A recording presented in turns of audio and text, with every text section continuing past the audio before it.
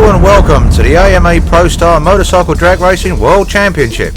We start in Gainesville, Florida, a top track that normally gives great results, and we get to see a little sunshine too. Next, Atlanta, Georgia, the place where records have been set and reset, all due to the cool air in the Georgia hills. Race 3, Richmond, Virginia.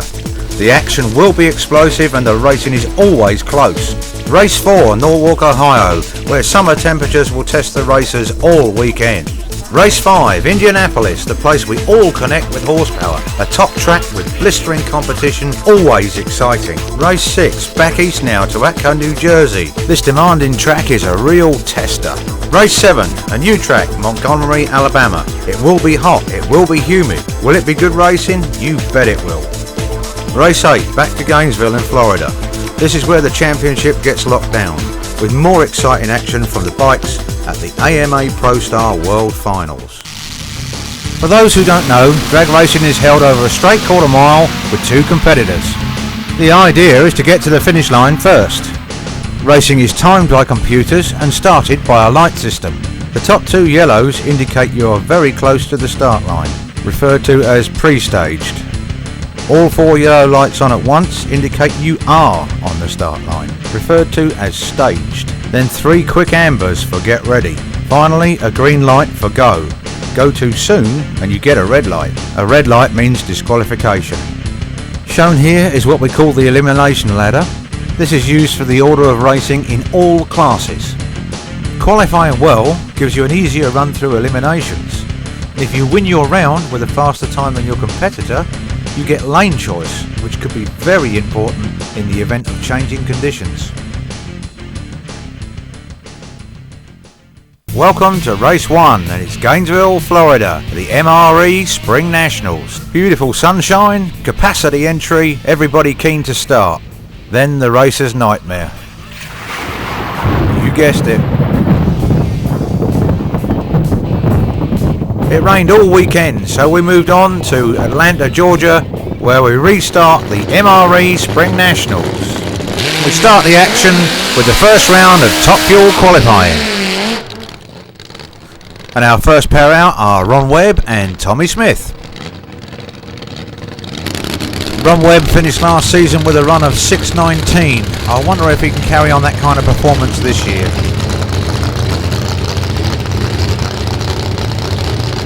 Ron's bike is prepared and maintained at Motorcycles Unlimited of Oklahoma City. Tommy Smith, I'm sure too, will be looking to lay down some pretty good numbers here. When these bikes are on form, they're going to be making about 1200 horsepower, and take it from me, they are not easy to ride. Ron's crewman sets the data logger, and we're ready for that first round of qualifying. And Ron Webb smokes the tyre. That leaves Tommy to solo through, and safely qualified with an easy 6:78. Next up is Chris Hand from Jasper, Alabama on the Redneck Express.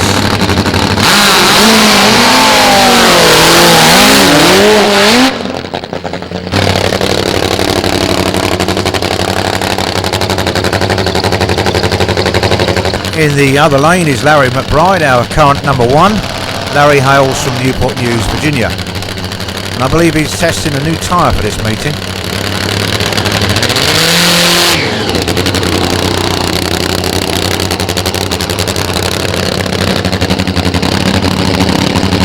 Larry's brother Steve and Roland Stewart help out with the timer switches and fuel switches. There's an awful lot to do on these motorcycles, and you really can't do it all on your own.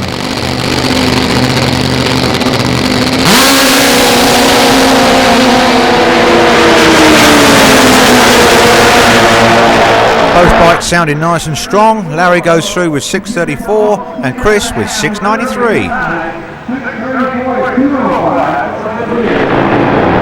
Next up is Bill Furr on his Harley V-Twin, 3,500 cc's nitro burner. Madness.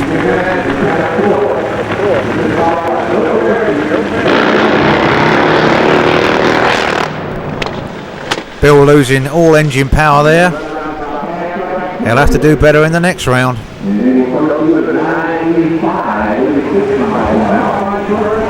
Next up is the new boy in Top Fuel, is Jimmy Brantley. Jimmy's been learning to ride down at Gainesville in Florida. Because of the horsepower involved in the way these things handle, it's very important you know what you're doing before you race with other people. It's worth noting here that the most powerful thing that Jimmy has ridden before this is a Hayabusa street bike. Think about that one. Jimmy's on a checkout pass here, so he won't be powering it all the way.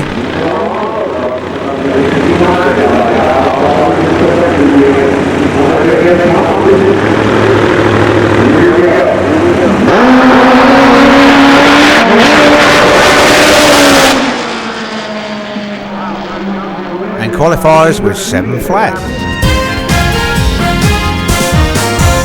Hello, my name is Chris Hand, rider of the Redneck Express Winnebago Top Fuel motorcycle and owner of Hand's Performance and Machine.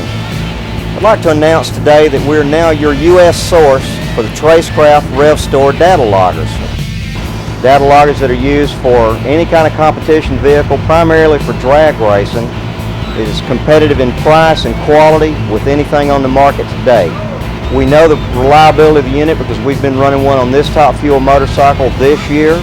Other racers, such as Brian Johnson from England, have been running the Rail Store for many years now. We now have one on other bikes, such as Tommy Smith's Top Fuel motorcycle. It's currently campaigning Prostar events here. It is a good unit at a good price. You can reach us at 205-221-3802 or through our website, handsperformance.com.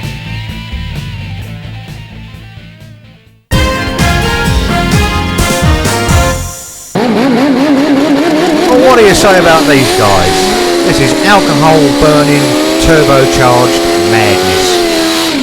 Commonly referred to as funny bikes, there's nothing funny about these. They are deadly serious. These bikes can and do run in the 6-second bracket, carrying the front wheel at over 200 miles an hour. Just amazing. Gary Clark here in the right lane is worth keeping an eye on. This bike has some very serious potential.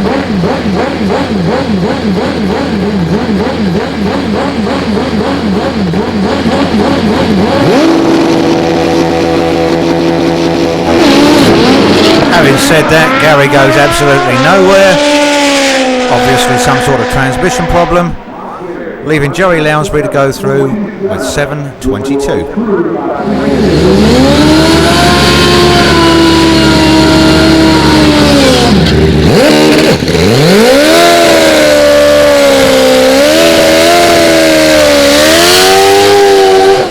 Now that is what I call a burnout.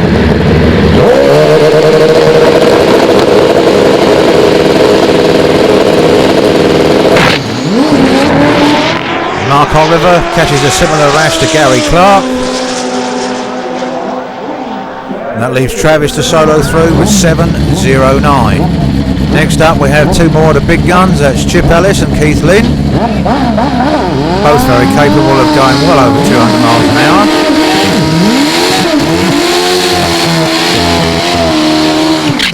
Really nice side-by-side burnouts there.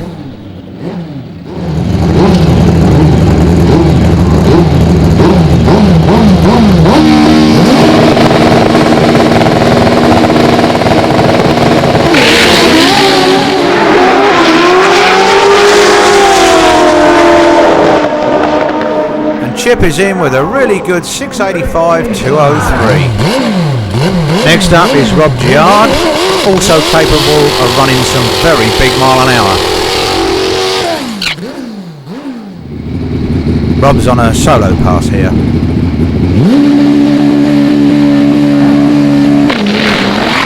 Rob's away to a nice clean start there. Pulling hard all the way. 696.206. Chip will be taking notice of that one.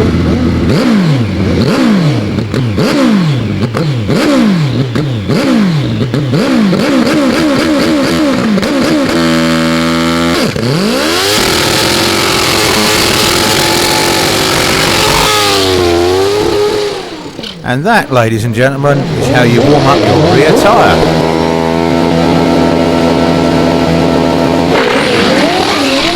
Tom Perry smokes the tyre there at about 60 feet and goes on to qualify with a 7:15.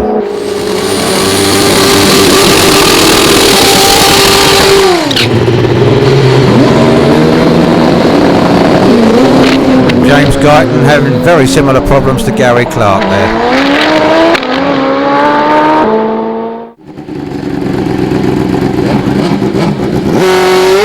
Next up is even more madness. 200 miles an hour on a sit-up bike. That's crazy.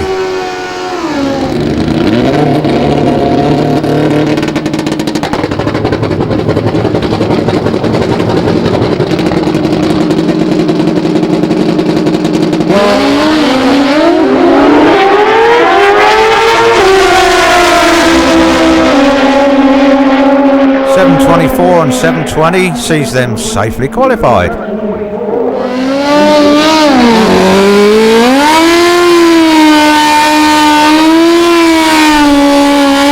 think you'll agree with me in saying that the paint on Steve's bike is rather eye-catching.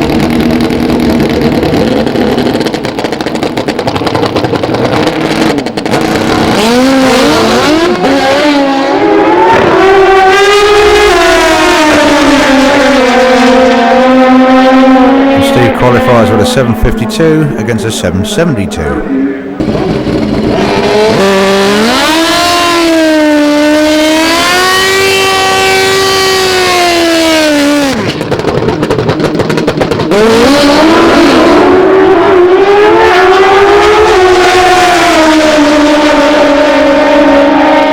.707 and 711, that will put them near the front of the pack.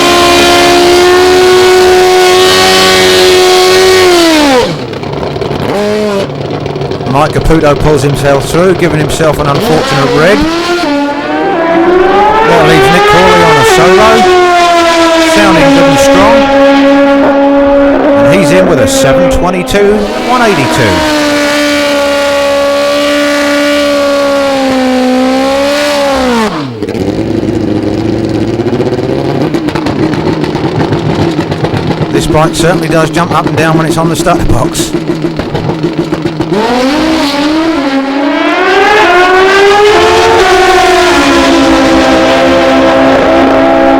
Wow, look at that. 699 in both lanes. Terrific stuff. Next up is Dave Beck from Cheshire in England. Dave rides permanently with MRE, who just happen to be the sponsors of this meeting.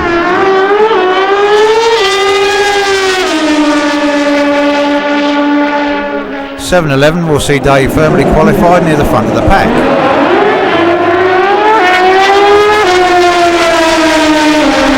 Louis Griss looking strong on this one, and he's in with a very good 710.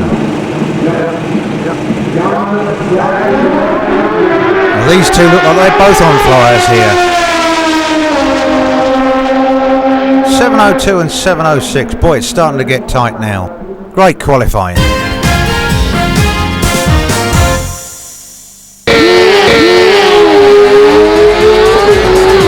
Schnitz Racing has every part you need for your new Hayabusa, R1, GSX R1000, or our new ZX12. Exhaust systems, air shifters, air filters, power commanders, and billet master cylinder covers are just a few of the items in stock at Schnitz Racing. Schnitz Racing is the largest nitrous oxide motorcycle distributor in the world. We stock all the kits and all the parts for every application. If you have questions, we can send you an installation booklet for your particular model. Schnitz Racing also stocks the Nitrous Express kits and related parts. Call us with any of your nitrous needs. Schnitz Electronics offers several progressive nitrous controllers and complete ignition controllers. The Schnitz box is used by all the pro mods, shootout bikes, and outlaw bikes that go fast and win. Schnitz has everything you need from start to finish on your latest motorcycle project.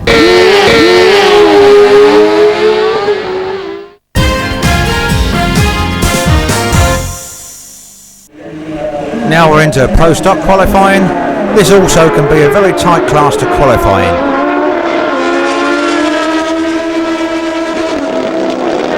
Tommy will want to improve on that one. That will see him near the back of the pack. Dean Franz pulls an early lead and hangs on to it. And 732 to see him in the middle of the field. Next up is Billy Vols. Very experienced rider, this guy.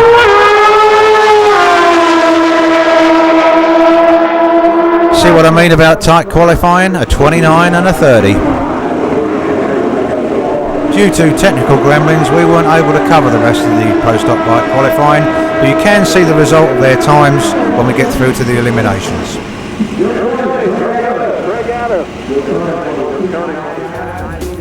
Okay, we're into the first round of eliminations and we start with Top Fuel.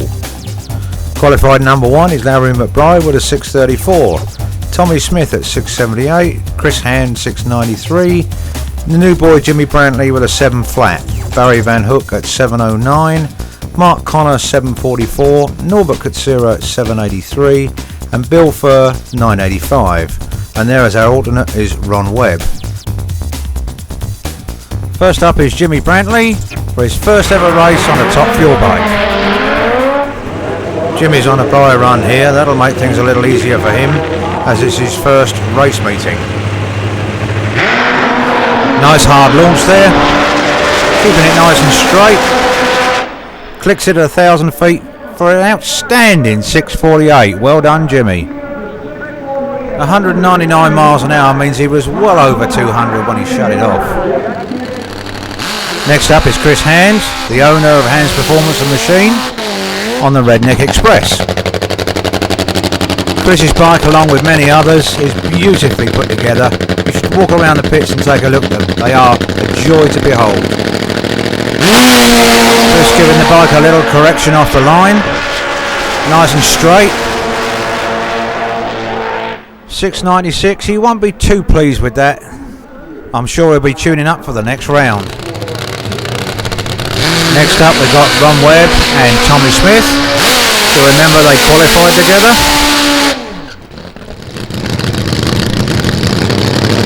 Tommy's a near neighbour of Chris Hand in Alabasta, Alabama. Ron Webb having traction problems yet again. Tommy solos through, clicks it early for a 701. Next up is Larry McBride. He's running alongside Bill Furr. Larry's our current number 1 plate holder. Last year Larry ran in the 5s at this track. Be very interesting to see if he can do it again. Have they set the bike up good enough? Is the track good enough? Is the air good enough? One thing's for sure, we're about to find that out.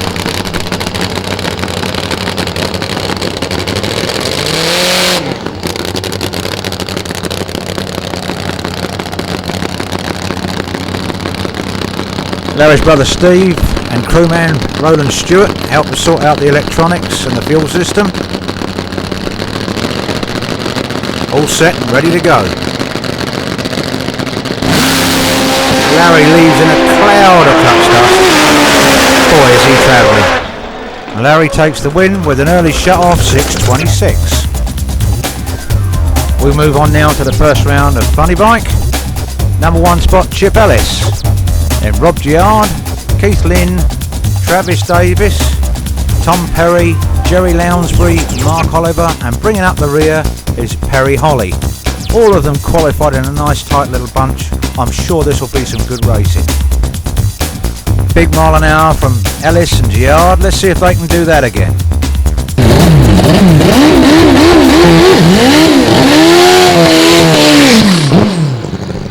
Our first pair out are Jerry Lounsbury and Keith Lynn. Keith is a very experienced rider. He's been around these bikes for about 25 years now. He and his team will be looking to go better than they did in qualifying, that's for sure.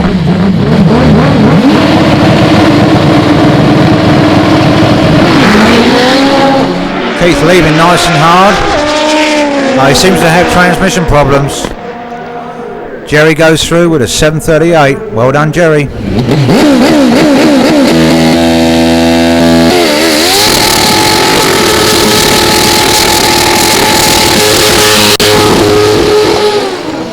I think we have to crown Tom Perry as king of the burnouts, don't you?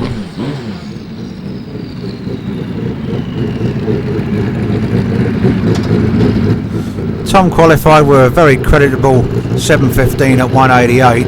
I'm pretty sure you see them push harder than that in this first round. They'll be trying, that's for sure.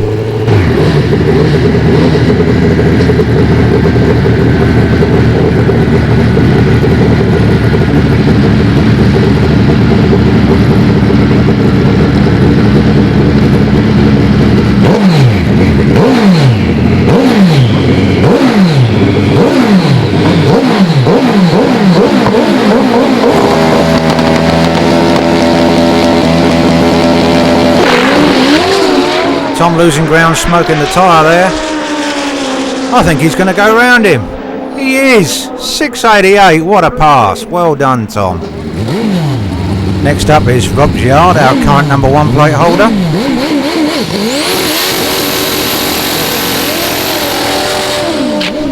Don't be deceived by the smooth idle on this bike. It's extremely powerful. It's run well over 200 miles an hour on several occasions.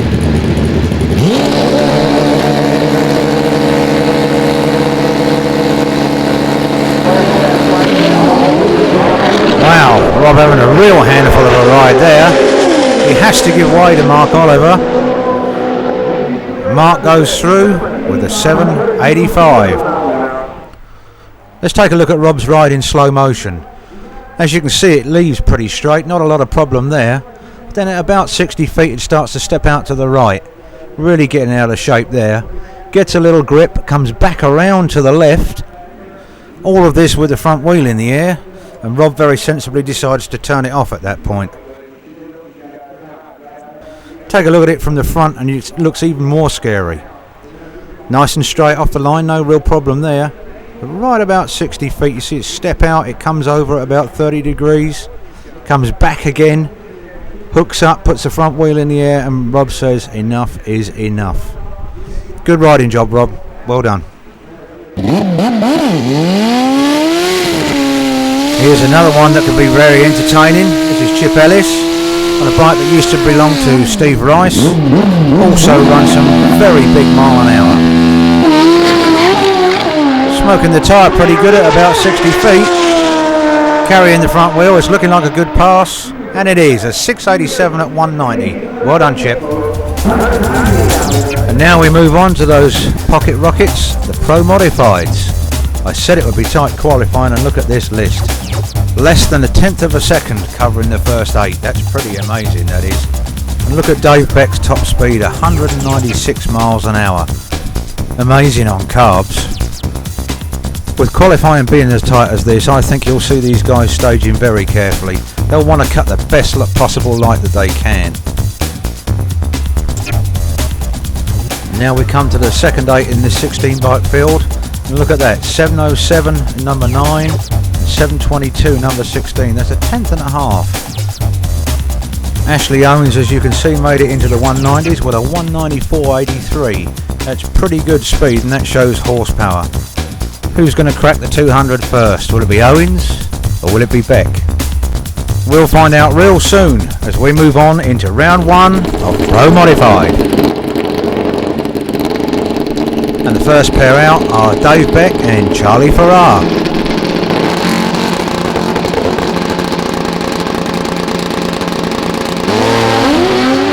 Dave getting a fair amount of spin off the line. I don't think he can make that up.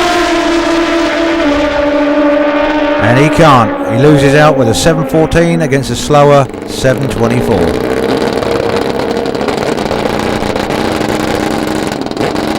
As I said, careful staging.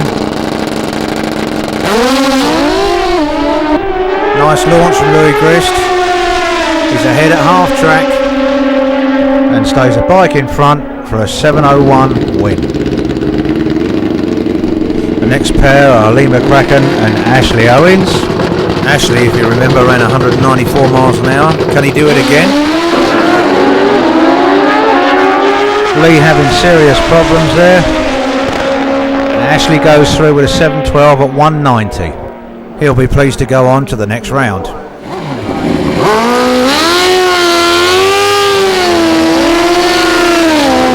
Now we have John Sachs and Rick Perry.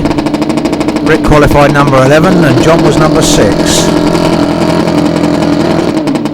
Both riders being very careful with their staging, as you can see. Nice close race. Dead even at half track. And John takes the win with a much improved 693 at 196. Toby in the left lane here qualified number 10. Bernard number 7. Should be a tight one. And it is, nothing in it at half track. And Bernard takes it with an improved 696 again at 196 miles an hour. Now it's the turn of Steve Drake and Randy Stevens. Steve qualified number 14, and Randy number 3.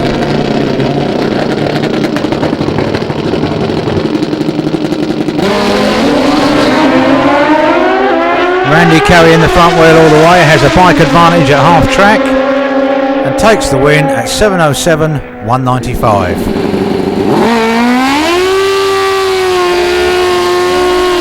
Now it's Ron Holt and James Rester Jr. Ron gets a super launch there but seems to be having problems, leaving James Rester to go through on his own to a 7:14 and a win. And we move on to the results of the Pro Stock qualifying. Number 1 is Todd Daigie with a 7:11, and that with 190 miles an hour. And bearing in mind these guys use gasoline and carburetors, that really is an extraordinary performance. If you look at 4, 5 and 6 there, you'll see there's barely 100th of a second between them, and that's what I call tight qualifying. When we get round to the racing, it will not be a foregone conclusion. Now we move on to the guys who qualified in the second half of the field. Craig Adams with a 7:39, Charlie Farrar 7:58, Rob Bond at 65, Johnny Bond at 69, Keith Gray at 8:47, and Runa Lien at 13:28. Runa Lien, I believe, is a no-show. Track conditions are good today, the air quality is good, and the racers are ready. So let's get on with Pro Stock round 1.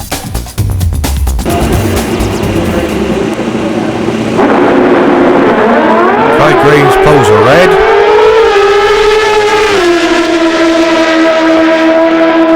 Craig Adams gets a free ride with a 7:49.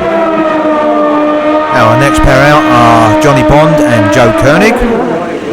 Joe qualified number 3 and Johnny at number 12. Joe went on to win that at 7:26. Next out are Rob Bond and Dean France.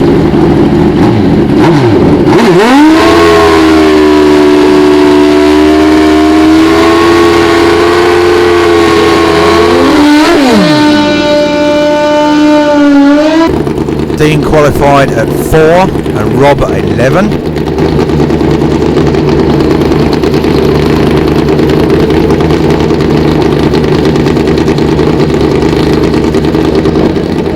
I think once again you'll see the guys being very careful about their staging. As I said before, they want to cut the best light possible, give them every chance to get the win. And Rob Bond stages first, Dean being very cautious behind him.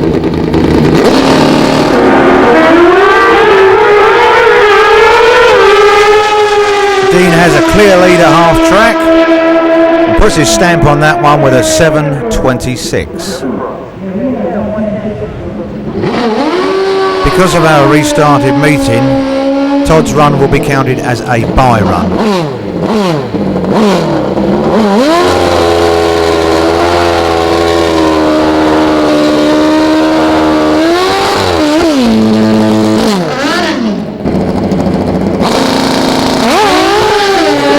Nice launch there from Todd. Looks nice and straight. Should be another good one. 7:25 at 193. That's amazing on carburetors. Tommy Grimes also on a bye run here. Tommy qualified number 7 with a 7:38. I think that bike must have been painted just for TV. Tommy's crew pointing him to the sticky spot there where he's going to get the best launch. As he's on a bye run, Tommy has all the time in the world to make sure he's settled down and comfortable and feels good about everything. Data logger's on, it's time to leave.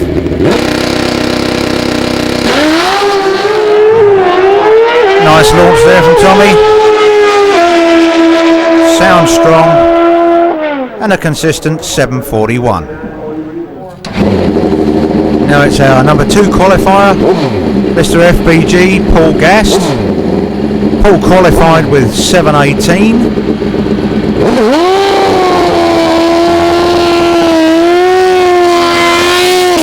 Paul's bike looking nice and sharp in its red and white paint job.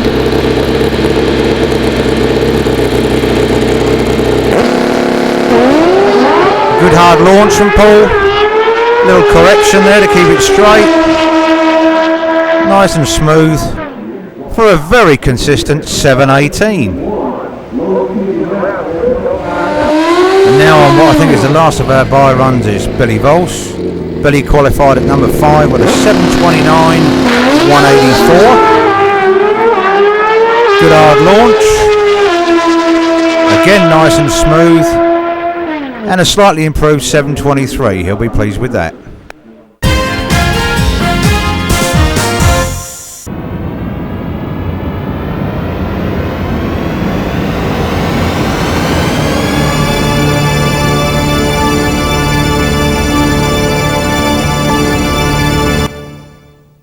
Speed, teamwork, reliability. Words synonymous with Trimtex, the leader in vinyl drywall accessories, a proud sponsor of some of the winningest names in top fuel motorcycle drag racing, and founders of the annual Trimtex Street Fighter Nationals. At Trimtex, we know what it takes to win. Whether on the track or on the job site, our can-do approach shines through. For over 3 decades, we've continued our tradition of excellence, providing research, development, training, and support to thousands of satisfied customers. Our team of drywall experts is always just a phone call away to answer any questions or to help with any special challenges you might encounter on the job site.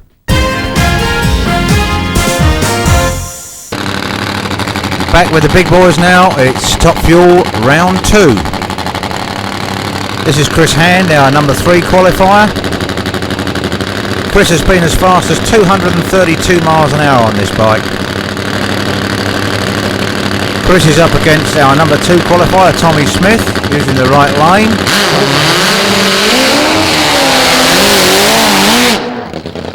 Both of them running engines that are based on the old KZ1000. Big difference is it's supercharged and it burns nitro. Fuel consumption on these things is between 3 and 4 gallons per quarter mile. If you're looking for economy, you won't want one of these.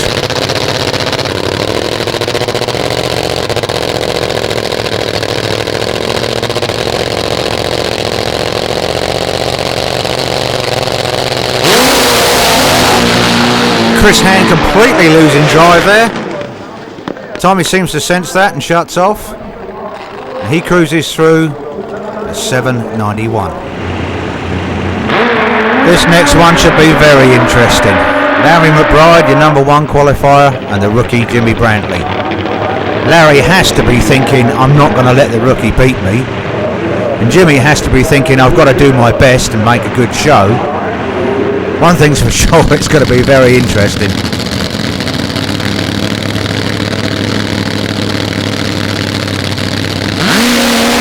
Larry's away first with a 5:17 reaction time. Jimmy's getting close, but Larry takes it. 6:43, 2:15. Larry will be glad that one's over. Back in with Funny Bike now, round 2 of eliminations. Jerry Lounsbury qualified at number 6, took out Keith Lynn in the first round. Mark Oliver qualified number 7, and he won through against Rob Giard.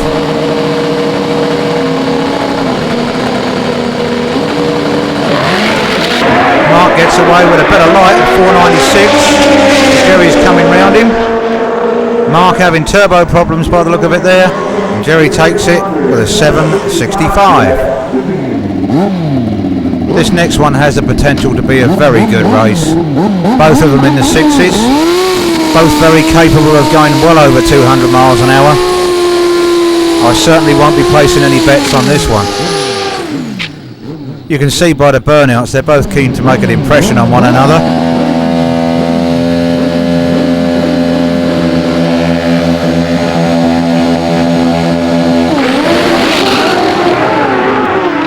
Tom seems to be in front there. The Chip's going round him. And sure enough he does for a 682 at 214. Good win. We rejoin the Pro Modifieds for round 2. We're looking at Louis Grist, qualified number 1.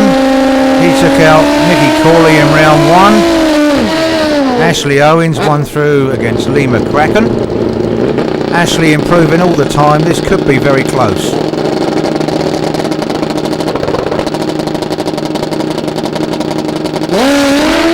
Ashley gets away with a better light. Louis got a bike on him at half track, and he keeps it for an excellent win at 7:03.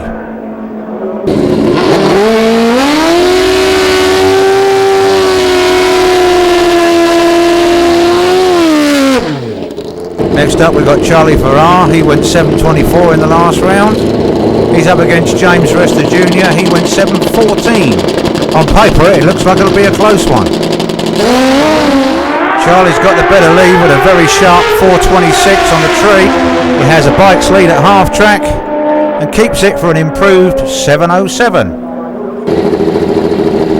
Our next pair out is John Sachs and Randy Stevens. Randy Stevens ran 7:07 in the first round. And John Sachs ran 6:93. Again, I think this one's going to be pretty close.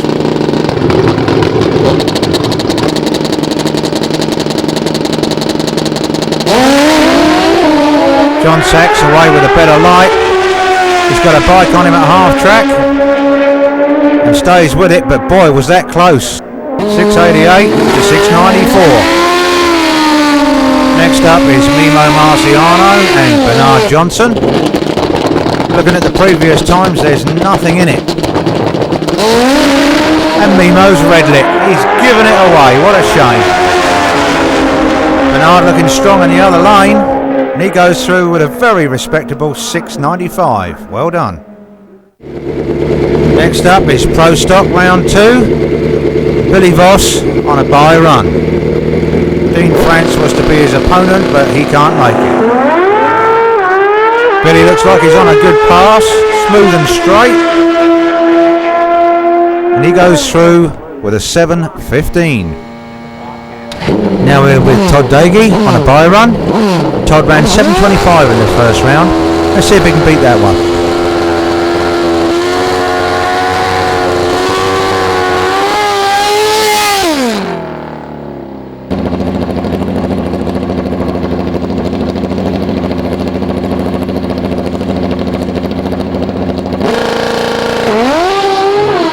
Todd's not messing around here. He's cut a 4:38 light.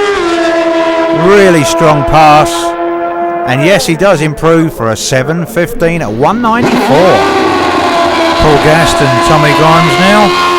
On paper it looks like Paul should win, but hey, this is drag racing. Anything can happen. Paul has got a lead at half track, and he keeps it for a 7:22 win.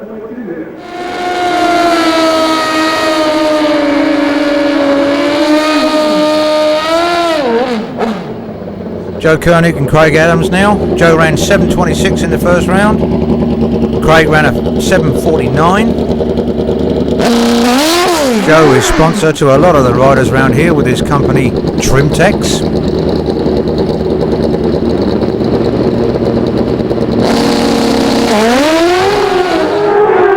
And Joe's coming round him at half track. And he stays there for a 7:15. That's an improvement for Joe.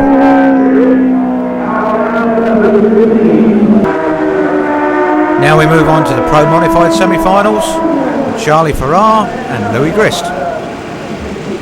Both very tough competitors. I expect this to be a close call.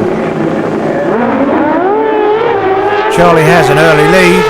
Louis got the front wheel hanging. He's on a charge. And Louis takes it with a 7:15. In the other semi-final, it's Bernard Johnson and John Sachs. John Sachs is the quicker of the two on paper, but rest assured Bernard Johnson will give nothing away. Whilst things were warming up on the track, it was in the pits too. Sudden gust of wind took a few awnings away and scraped a lot of paint and made a general mess. And while they clear up, we go back to John and Bernard. Almost identical reaction times there.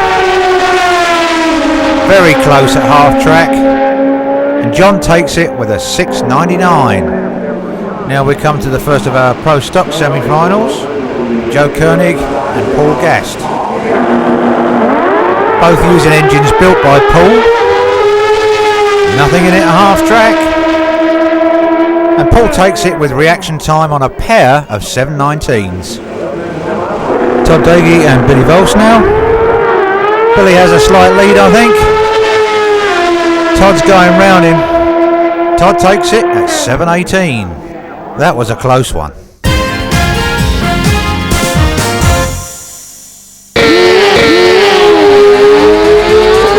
All Muzzy products are now available at Schnitz Racing. From ZX12 clutch kits to stroker crankshafts, Schnitz is your source. The Muzzy stainless steel and titanium exhaust systems are the most powerfully made. Look and see what sets the records at the races, and you'll buy Muzzy. Need a chain for your street bike or a spare for your race bike? Schnitz Racing stocks Tsubaki, EK, and RK chains, and almost every sprocket. We also stock all the heavy-duty cam chains for the race engine applications. Torsion sprockets are available from Schnitz Racing. These are the sprockets with the built-in rubber dampers that save your transmission and gives you the best short times. Do you have nitrous on your ZX12 or Hayabusa? Schnitz Racing has a new timing retard unit that works with the stock ignition. Schnitz has everything you need from start to finish on your latest motorcycle project.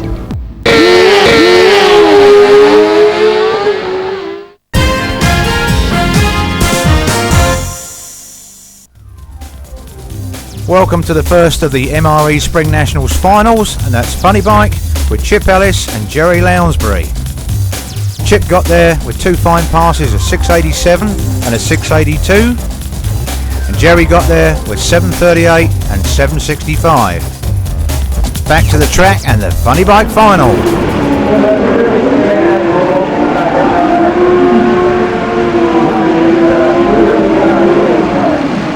Nice side-by-side burnouts.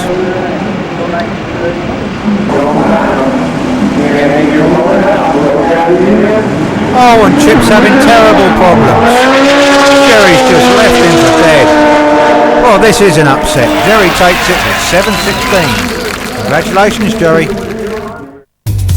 Our next final at the MRE Spring Nationals is Pro Modified with Louis Grist and John Sachs. John made his way to the finals with three great passes, 693, 694 and 699. All of these passes around 190 miles an hour. Excellent performance. Louis got there with 701, 703 and 715. It looks tight on paper. I'm sure it'll be tight on the track. So let's go with the Pro Mod finals. Both taking their time staging.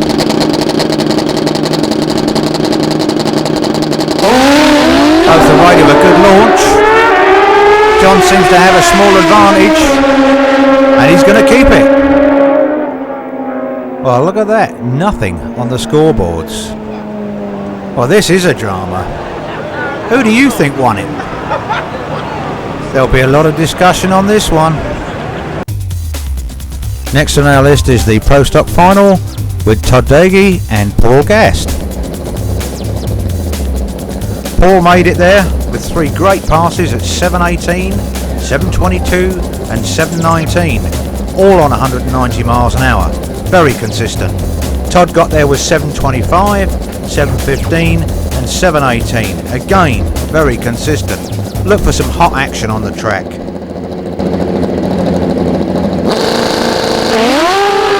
Paul's cut a slightly better light. Absolutely nothing in it in a half track. Todd takes it with a 713.